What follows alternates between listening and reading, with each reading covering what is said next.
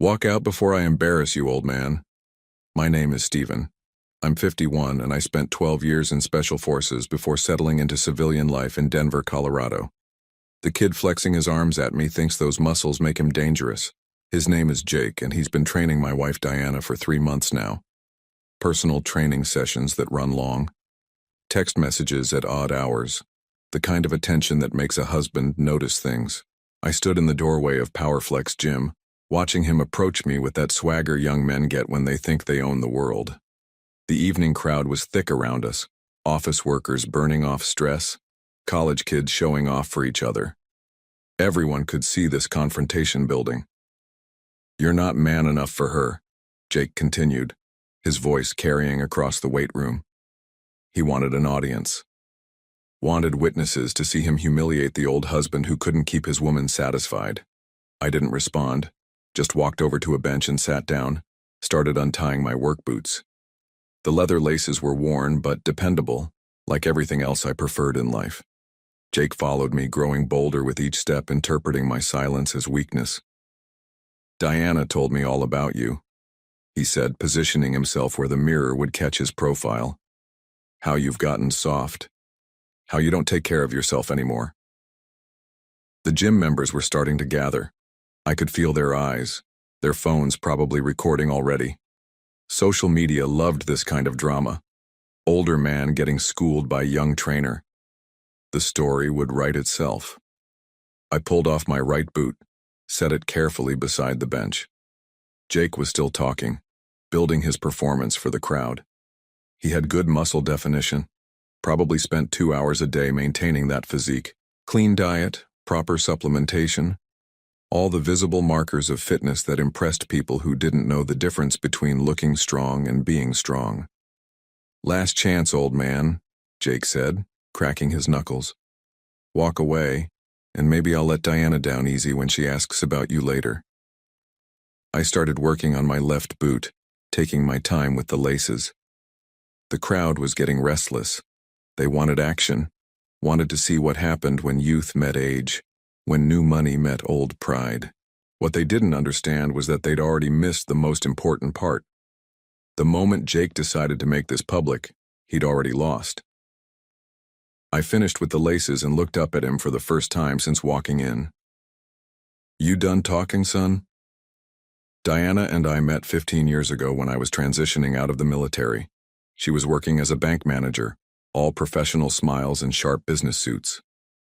I was drawn to her confidence, the way she handled difficult customers with patience I envied.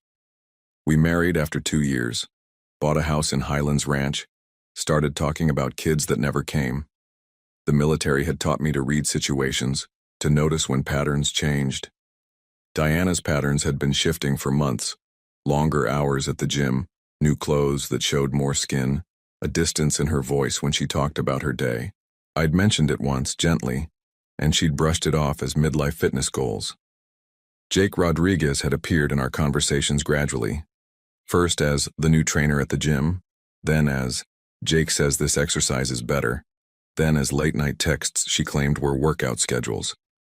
I'd been deployed in enough hostile territories to recognize when someone was gathering intelligence on my position. 3 weeks ago, I'd driven by the gym during what should have been Diana's session time. Her car wasn't in the parking lot. When I asked about it later, she said she'd switched to morning workouts, but her gym bag was still in the closet, unused, and she came home smelling like perfume instead of sweat. I'd started paying attention then, really paying attention the way I used to watch for insurgent movement patterns in Kandahar. Diana would shower immediately when she got home. Even though she claimed to have showered at the gym, she'd put her phone face down during dinner, something she'd never done before. Small tells, but consistent. Yesterday, I'd seen them together at a coffee shop downtown. Not the gym, not a training session. Diana laughing at something Jake said, her hand touching his arm in a way that wives don't touch their trainers. They hadn't seen me, but I'd seen enough. Jake probably thought he was the first young man to catch an older woman's attention, thought his youth and muscles gave him some advantage I'd lost. What he didn't understand was that Special Forces training wasn't just about physical conditioning. It was about patience, about waiting for exactly the right moment to apply exactly the right amount of pressure, The warning signs had been there for months, but I'd ignored them, trusted where I should have verified, given Diana the benefit of doubt when the doubt was warranted. That was on me. But Jake's mistake was bigger. He'd made this personal, made it public, made it about respect. I stood up from the bench, my boots properly secured now. Jake was still talking to his audience, still playing the role of the confident young stud. He had no idea that everything he'd just said and done was about to cost him more than he'd ever imagined. "So, what's it going to be, old man?" Jake asked, squaring his shoulders. "You going to do something about it, or just sit there like you do at home?" That last comment hit different. Not because it hurt, but because it confirmed what I'd suspected. Diana had been talking about our private life, sharing details that belonged between husband and wife, painting me as the neglectful spouse who didn't appreciate what he had. I finished tying my shoes and stood slowly, taking my time to stretch my back. Jake interpreted this as stiffness, age catching up with me. He was half right, I was 51, not 25. But what he didn't understand was that those years had taught me things his gym workouts never could. "Jake," I said, keeping my voice level, "you been training my wife for 3 months now?" He grinned, thinking I was finally engaging with his game. "That's right, and let me tell you, she's been very dedicated to her workouts." The gym crowd chuckled at the innuendo. Jake played it up, flexing slightly for his audience. He was enjoying this, feeding off their attention, making my humiliation part of his personal brand story. "Dedicated," I repeated, nodding slowly. "That's good. Diana always finishes what she starts." Something in my tone made Jake pause, but he covered it with more bravado. "Maybe you should take some notes, old-timer. Learn what it takes to keep a woman interested." I looked around the gym, taking inventory. 43 people watching, most with phones out. 2 emergency exits. 1 behind Jake, 1 to my left. Jake was standing with his weight forward. Typical boxer stance he'd probably learned from YouTube videos. Good for show. Not so good for actual combat. "You know what I learned in 12 years Special Forces, Jake?" I asked, rolling my shoulders to loosen them up. "Patience, how to wait for exactly the right moment." Jake's grin widened. "Special Forces? Right. And I'm a Navy SEAL." The crowd laughed again. Jake had them in his corner, the young bull ready to put the old man in his place. He started moving toward me, probably planning to grab my shirt, maybe push me around a little for the cameras. That's when I smiled. Not the polite smile I'd been wearing since walking in. A different smile. The one my unit used to see right before we cleared a hostile compound. The one that meant planning time was over. "You're right about one thing, Jake," I said, settling into a stance he wouldn't recognize. "This is already over."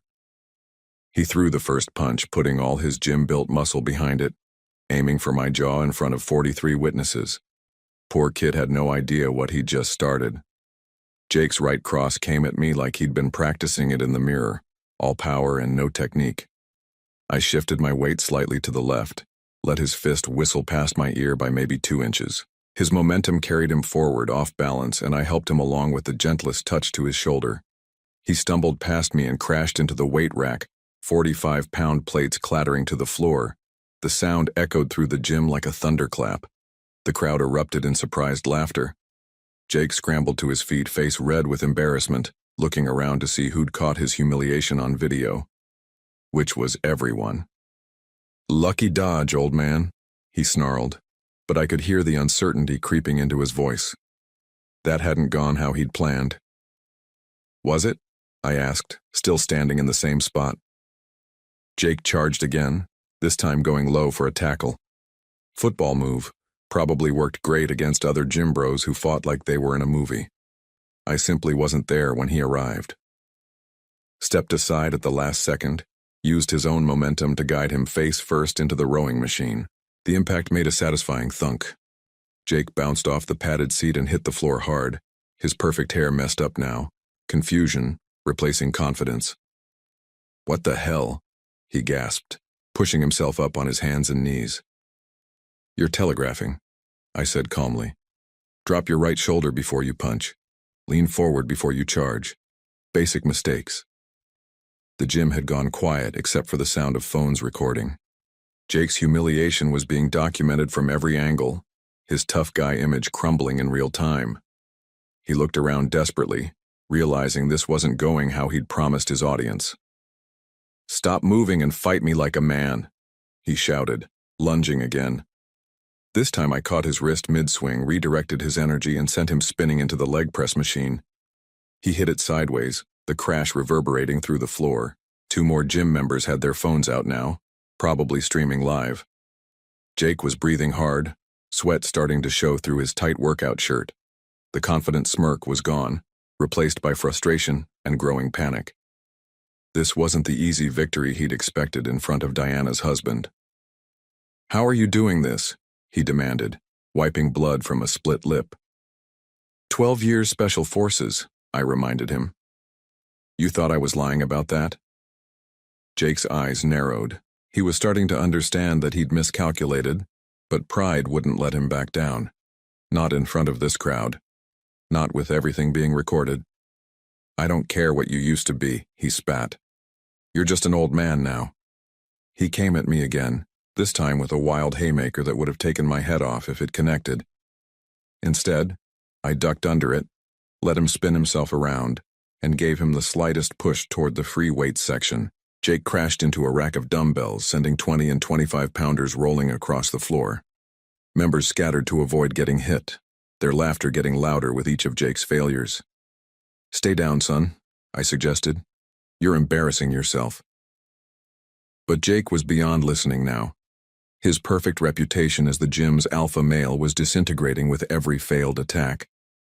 He had to land something, anything, to salvage his image. He grabbed a weight off the floor, a 15-pound dumbbell, and came at me swinging it like a club. The crowd gasped. This had gone from embarrassing to dangerous. That's when I stopped playing around. I caught Jake's wrist as he swung the dumbbell, applied pressure to a nerve cluster I'd learned about in advanced combat training. His fingers went numb instantly, the weight dropping to the floor with a heavy thud. "Attempted assault with a weapon," I said quietly, still holding his wrist, in front of 43 witnesses. "You sure you want to go down that road?" Jake's face went pale. He tried to pull away, but my grip was immovable. 12 years of military conditioning versus 3 years of gym workouts. No contest. "Let me go," he whispered, the fight finally draining out of him. I released him and stepped back. Jake cradled his numb hand against his chest, fear replacing the arrogance that had started this whole mess. "You want to know what I really learned in Special Forces, Jake?" I asked, loud enough for everyone to hear. "How to read people, how to identify threats, how to recognize when someone's been feeding information to the enemy." The gym was dead silent now. Even the background music seemed muted. "See, I've been watching you and my wife for 3 months," I continued. "The coffee dates that weren't training sessions, the late-night texts about workout schedules, the way Diana started showering twice a day and putting her phone face down during dinner." Jake's face went from pale to white. He hadn't expected this conversation to go public. "Diana told you about our private life, didn't she?" I pressed. "About how I work long hours, how I've been distant lately, how the spark has gone out of our marriage." Jake glanced around nervously, looking for an escape route, but the crowd had him surrounded, their phones still recording every word. "What she didn't tell you," I said, "is that I've been working those long hours to pay for her mother's cancer treatments.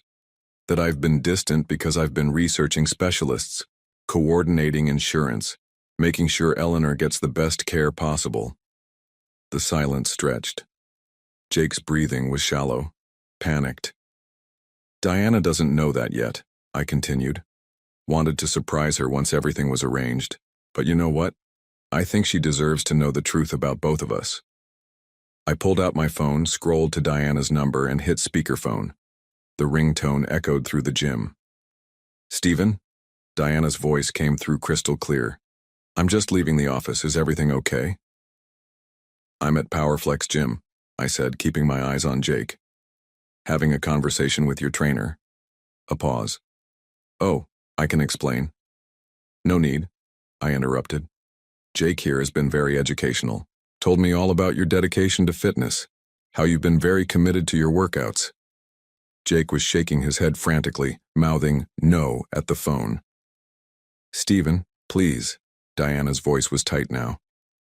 Let me come down there and we can talk privately. Actually, I think we're done talking, I said, both of us. Jake was just explaining to everyone here how he's man enough to take another man's wife. Weren't you, Jake? Jake looked like he was going to be sick. The crowd was eating this up, their phones capturing every second of his humiliation. Diana, I continued, you should probably find a new gym. And Jake, you should probably find a new career. I hung up and put the phone away. Jake was backing toward the exit now, his reputation in ruins, his confidence shattered. But I wasn't done with him yet. Where are you going, Jake? I asked as he reached the gym's front door. I thought you wanted to embarrass me. He stopped, hand on the exit handle, trapped between his destroyed reputation and his fear of making things worse. The crowd was still recording, still watching his every move. This is over, he said, his voice barely audible. Just leave me alone. Oh, it's over, I agreed, but not the way you planned. I walked closer, and Jake pressed himself against the door.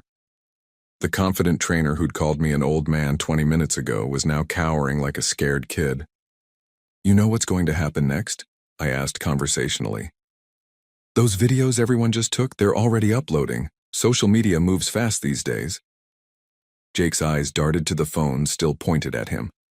He was starting to understand the scope of his problem.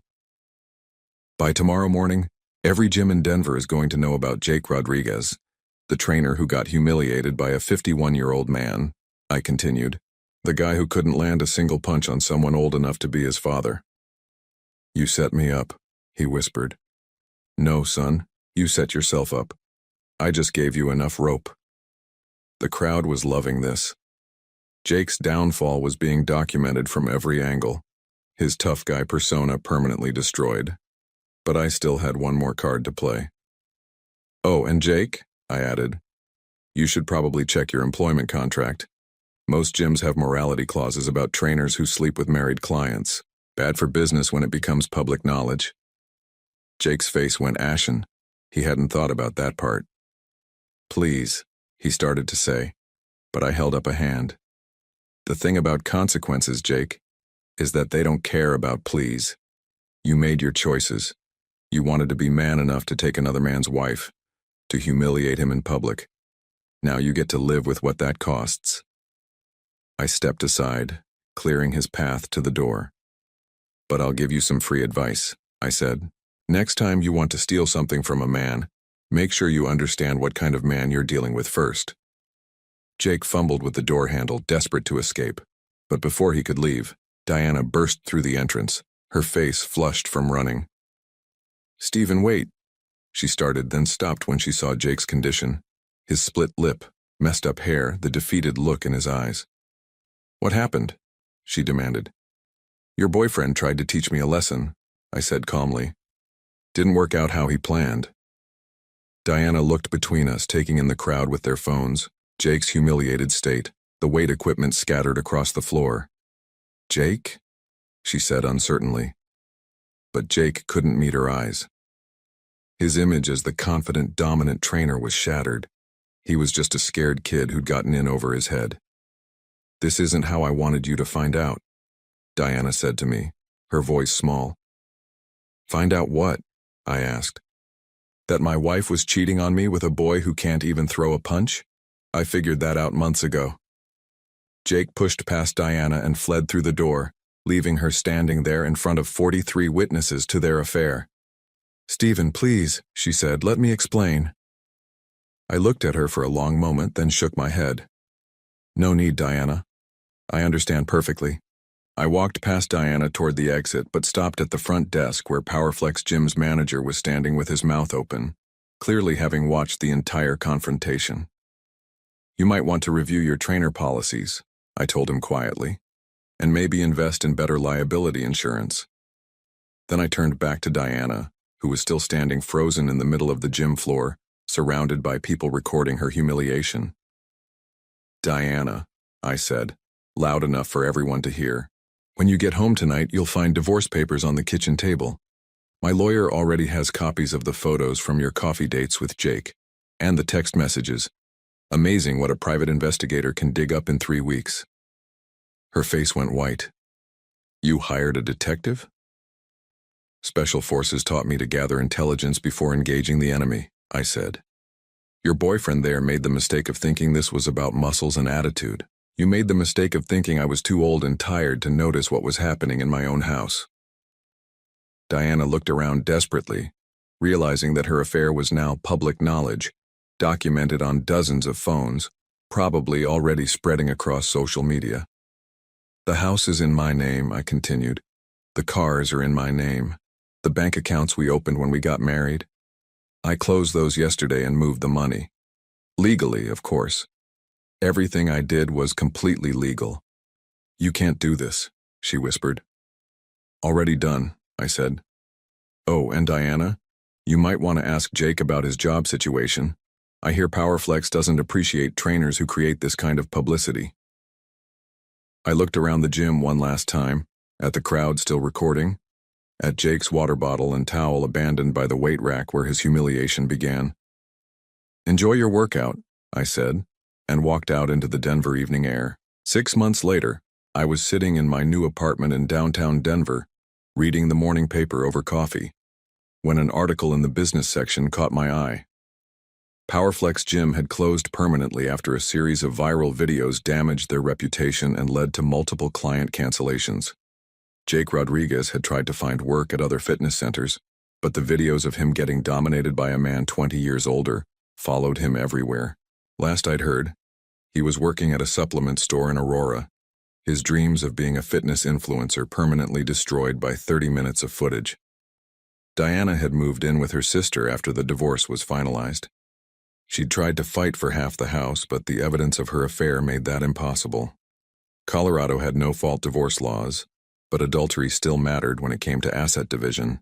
I'd started running again, something I hadn't done consistently since leaving the military. The trails around Washington Park reminded me why I'd loved Colorado in the first place. The mountains in the distance, the clean air, the sense of space and possibility. My phone buzzed with a text from my sister in California. "Saw the gym videos online. Proud of you for handling it with class." I smiled and put the phone away. The videos had indeed gone viral, but not for the reasons Jake had hoped. They'd become a cautionary tale about the difference between looking tough and being tough, between muscles and actual strength. That evening, I drove up to the mountains and watched the sunset over the Rockies. For the first time in months, I felt completely at peace.